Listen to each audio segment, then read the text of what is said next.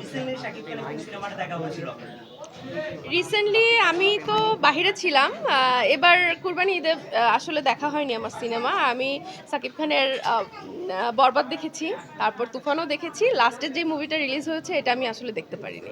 আপনার শাকিব খান অভিনয় স্টাইল দিন দিন চেঞ্জ করছে, চেঞ্জ হচ্ছে অভিনয় স্টাইল থেকে শুরু করে সব, সেই জিনিসটা নিয়ে কি বলবেন আপনি? দেখেন, সাকিব খান সাকিব খানই। উনি বাংলাদেশের এখন কি বলে সুপারস্টার না মেগা স্টার সবাই বলে। আসলে উনি এখন মেগা স্টারই এবং উনি নিজেকে অনেক ইমপ্রুভ করেছে। এটার জন্য আসলে ভাইয়াকে থ্যাঙ্কস দিতে হয় যে ভাইয়া আপনি আমাদের এখন মানে ইন্সপায়ার। আপনাকে দেখলে আমরা এখন উৎসাহ পাই। অনেকেই বলছে যে ওর সাথে অনেকগুলো সিনেমা করেছি, 8টা সিনেমা করেছি। তো ওর সাথে আমার বন্ডিংটা খুব বেশি ভালো ছিল যেহেতু একটানা কাজ হয়েছে। তো ওর সাথে বেশি মানে স্বাচ্ছন্দ্য বোধ করতাম কাজ করতে গেলে। এটা সম্পূর্ণই হচ্ছে আমাদের ইউটিউব থেকেই। প্রথমে কাজ করা হয়েছে আমাদের প্রথমে একটা লট আমরা নিজেরাই কাজ করেছি। তারপর থেকে আলহামদুলিল্লাহ আমাদের মাতাল গানটা সব থেকে বেশি হিট হয় এবং মাতালের ফিডব্যাক থেকেই কিন্তু এই পরবর্তী গানগুলো আমরা করছি।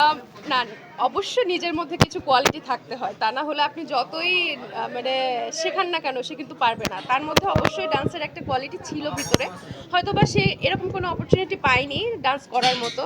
তো আমি যেহেতু ডান্সের মেয়ে, আমি ওকে সবসময় বলতাম যে দেখো আমি কিন্তু কোনো স্যাড সং এগুলোতে অ্যাক্টিং করব না, আমার সাথে কাজ করতে গেলে কিন্তু অবশ্যই ডান্সের গান করতে হবে।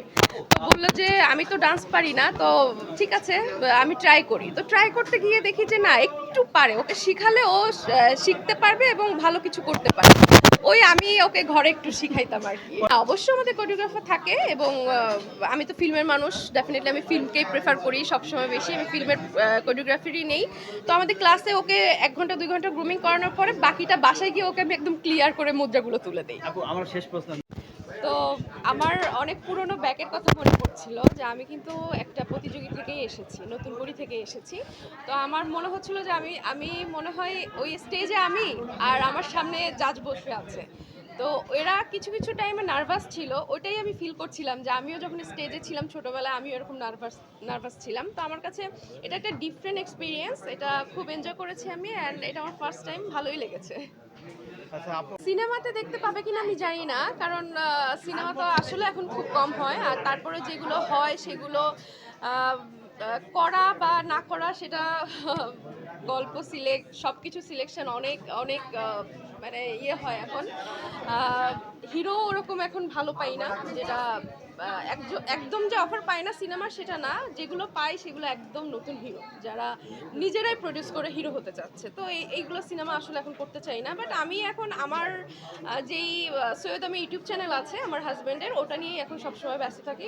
ওটা নিয়েই সাকিব ভাইয়া তো এখন অনেক কেন করবো না।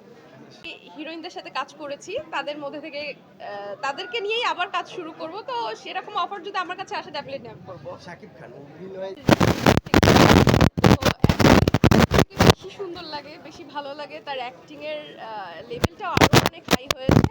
তো খুব ভালো লাগে আমার। একটা সিক্রেট বলবেন, যেহেতু আপনি অনেক পুরনো আর্টিস্ট এবং শাকিব খানের সঙ্গে একটা লং টাইম কাজ করেছেন, মানে শাকিব খানের আসলে সিক্রেটটা কি? যে মানে থাকে না যে একটা মন জয় করার একটা ব্যাপারটা, এটা একটু আপনি সিক্রেটলি বলবেন। না, ভাইয়া অনেক ভালো মানুষ, ওনাকে মন জয় করে ওনার কাজ করতে হবে এমন কিছু না। উনি অনেক হেল্পফুল, অনেক সাপোর্টিভ। ওনার সাথে কাজ করতে গেলে আসলে অনেক কিছু শেখা যায়। উনি অনেক কিছু সাপোর্ট, মন জয় করে কাজ করতে হবে এরকম কিছু না। উনি আর্টিস্টদেরও যেমন খুব কাছে টেনে নেয়, খুব সুন্দর করে বুঝিয়ে দেয়। নতুন নাটকের কাজ করেছে, আমি কিন্তু ওনার সাথে একদম নতুন ছিলাম। তো খুব ভালো ওনার সাথে একটা সিনেমা দেখতে শাকিব খান নায়িকাকে নিয়ে বাংলাদেশে আপনাদের মতো এত সুন্দরী নায়িকা থাকতে কেন শাকিব খান দেশের বাইরে থেকে নায়িকা আনা? এটা এটা আমি আসলে জানি না। এটা হয়তোবা, পরিচালকের ডিমান্ড থাকতে পারে বা প্রযোজকের ডিমান্ড থাকতে পারে যে বাংলাদেশের নায়িকা না হয়ে আমি পার্শ্ব দেশ থেকে কোনো হিরোইন নিয়ে আসি। তো এটা ওনাদের ডিমান্ড, আমি এটা না, জানি আপনার না। কাছে কি মনে হয় না যে বাংলাদেশের যে নায়িকারা আছে তারা আসলে কাজ পাচ্ছে না বা মানে সুযোগ হারাচ্ছে এই এই শাকিব খানের কারণে? আপনার কাছে সেরকম মনে হয়? না, সাকিব খানের কারণে সুযোগ হারাচ্ছে সেটা আমার কাছে মনে হয় না। বাট সাকিব ভাইয়া চাইলে বাংলাদেশের হিরোইনদের নিয়ে কাজ করতে পারে, এটা যদি উনি চায়। আর বাংলাদেশের হিরোইনরা যারা এখন যারা বসে আছি, মানে আমরা একসময় তো খুব ভালো কাজ করেছি, একদম 7 বছর টানা খুব ঝাঁপিয়ে কাজ করেছি। তো এখন যারা একটু অফ আছি, তো উনি চাইলে সব কিছুই করতে পারে। হ্যাঁ, আমার কাছে মনে হয় যে বাংলাদেশে তো সুন্দর সুন্দর নায়িকারা আছে, তাহলে কেন নয় উনি মানে আরেক দেশ থেকে কেন হিরোইন আনবে? আপু, আপনাকে নিয়ে অনেক মানুষ অনেকেই জানার ইচ্ছে থাকে, আপনার অনেক ফ্যান ফলোয়ার, অনেক ভক্তরা আছে। অমি ভাইয়ের সাথে আপনার আসলে হঠাৎ করে বিয়ের একটা ব্যাপারটা চলে আসছে, সবাই এটা জানে। তো আসলে শুরু থেকে অমি ভাইয়ের সাথে সম্পর্কটা কিভাবে, যদি একটু বলতেন। না, ওর সাথে আমার কোনো প্রেমের সম্পর্ক না, ওর সাথে আমার ডিরেক্টলি একদম ফ্যামিলিগতভাবেই বিয়ে, এবং বিয়েটা হয়েছিল সম্পূর্ণ করোনার মধ্যে। দ্যাটস ওয়াই আমি সেভাবে কাউকে জানাতে পারিনি। আর আমার বিয়ের 2 মাস পরে আমার শাশুড়ি করোনাতে মারা যায়। এই মন ভেঙে যাওয়াতে আরও আমি অনুষ্ঠান করতে পারিনি। বাট আমার করোনার সময় বিয়েটা একদমই খুব ঘরোয়াভাবে হয়েছে। আর ওর সাথে আমার কোনো প্রেমের সম্পর্ক না, একদম ঘরোয়াভাবে বিয়ে। আমরা অনেক সময় করোনার ভিতরে ও একটা গানের জন্য আমাকে অফার করে, কিন্তু আমি খুব একটা বেশি মিউজিক ভিডিও করিনি। তো গানটা আমার কাছে খুব ভালো লেগেছিল। ভালো লাগাতে হচ্ছে ওই সময় যেহেতু বসেই ছিলাম, যে কাজ নেই তেমন একটা, আচ্ছা ঠিক আছে গানটা যেহেতু পছন্দ হয়েছে একটা কাজ করি। তো ওই গানের সুবাদেই আসলে সৈয়দ আমিকে চেনা, এবং এখন তো সৈয়দ আমি আমার লাইফের সব কিছুই।